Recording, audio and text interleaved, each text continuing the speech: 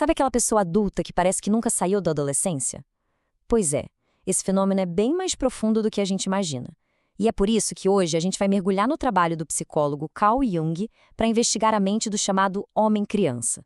Vamos tentar entender por que, para algumas pessoas, crescer é a tarefa mais difícil de todas. Olha, o Jung não aliviava nem um pouco, né? Essa frase já dá o tom da seriedade do assunto. Não se trata de ter um espírito jovem, de ser alegre, mas sim de uma falha no desenvolvimento psicológico. É um desencontro muito sério entre a idade que o corpo tem e a maturidade que a mente deveria ter. Para a gente conseguir montar esse quebra-cabeça, nossa análise vai ter 4 partes. Primeiro, vamos aprender a reconhecer os sinais do tal adolescente eterno. Depois, a gente investiga a sombra dos pais e como isso influencia. Em seguida, mergulhamos na batalha interna que impede o amadurecimento e, por fim, vamos ver o preço, que é bem alto, que se paga por essa imaturidade. Então vamos começar pelo básico, o reconhecimento.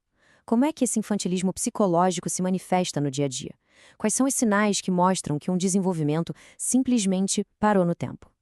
A palavra mais importante aqui é consciência. A gente não está falando de gostar de videogame ou de ter hobbies que são considerados juvenis, nada disso. O ponto é um apego a um jeito infantil de enxergar e de lidar com o mundo, uma recusa quase que teimosa em aceitar as complexidades e, claro, os deveres da vida adulta. E essas características aparecem de formas bem curiosas. Por exemplo, esse prolongamento da juventude. Muitas vezes ele é meio que sustentado pela presença dos pais, sabe? E tem também essa divisão muito clara. A pessoa que parece super forte e competente no trabalho, mas que, na vida privada, mostra toda a sua imaturidade e dependência. Essa analogia do Jung é simplesmente perfeita. Do mesmo jeito que não dá para usar os sapatos da infância para sempre, a nossa mente também precisa de espaço para crescer. Se recusar abandonar as atitudes infantis, não é só uma mania, é algo que trava o desenvolvimento e limita a vida de verdade. Mas, afinal, de onde vem essa resistência toda para amadurecer?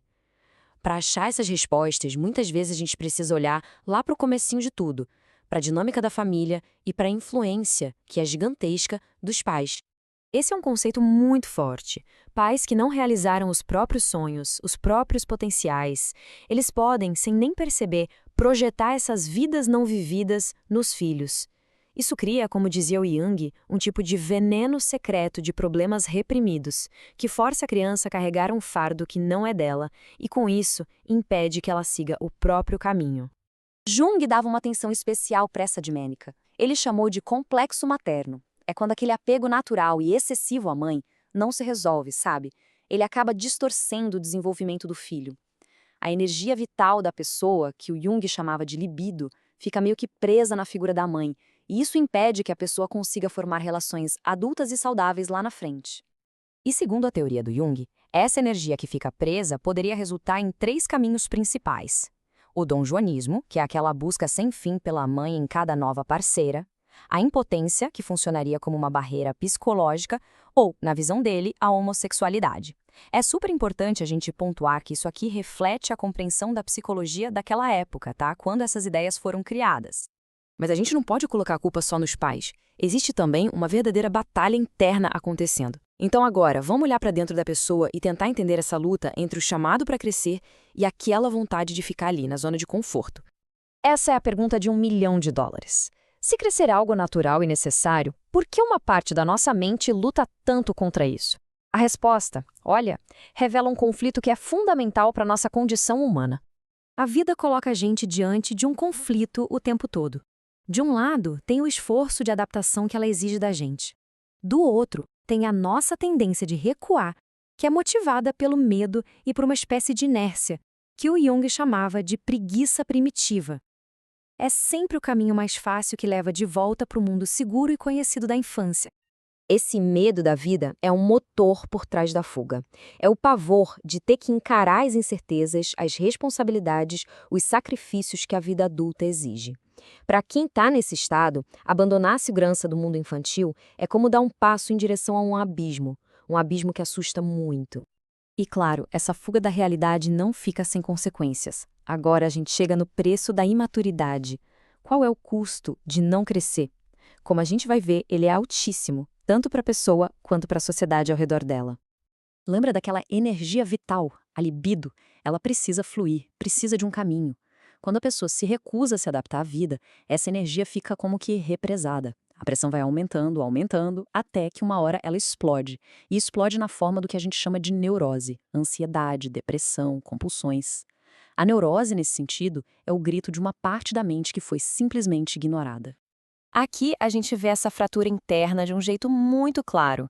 Aquela fachada de sucesso no mundo lá fora não se sustenta dentro de casa, na intimidade. A imaturidade cobra o seu preço, levando a relacionamentos que não funcionam e a uma insatisfação profunda, que fica escondida atrás da máscara social. E o Jung não olhou só para o indivíduo, não. Ele viu na nossa cultura, principalmente ocidental, uma idealização da juventude. Pais querendo ser irmãos dos filhos, uma sociedade que celebra a superficialidade em vez da sabedoria que vem com a maturidade. Todo esse ambiente cultural pode acabar validando e até incentivando o estado do homem-criança. E isso tudo nos deixa com uma reflexão final. Se a nossa própria cultura nos empurra para sermos eternamente jovens, o que significa amadurecer de verdade? Talvez o primeiro passo seja justamente reconhecer que, assim como a gente não pode usar os sapatos de criança para sempre, também não podemos viver com a mesma consciência infantil. O verdadeiro crescimento exige coragem para encarar a vida como ela é, nos seus próprios termos.